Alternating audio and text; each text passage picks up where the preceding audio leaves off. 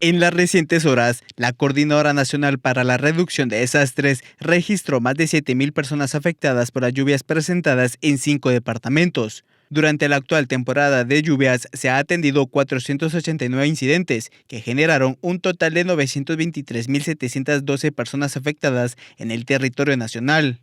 Tenemos en las últimas 24 horas acciones que se han realizado en los departamentos de Chimaltenango, Escuintla, Huehuetenango, Quetzaltenango y el departamento de Quiché. Tenemos hasta este momento el reporte de 7.530 personas que han resultado afectadas por derrumbes, por inundaciones, por colapso de algunas estructuras como un puente. También 60 personas que fue necesario evacuar, 40 personas albergadas en un sector siempre en el área de Escuintla, y también tenemos 12 viviendas con daños, 3 tramos carreteros que resultaron afectados y un puente destruido. A decir del vocero de Conred, se encuentran monitoreando el fenómeno natural Grace, que continúa desplazándose sobre el territorio mexicano.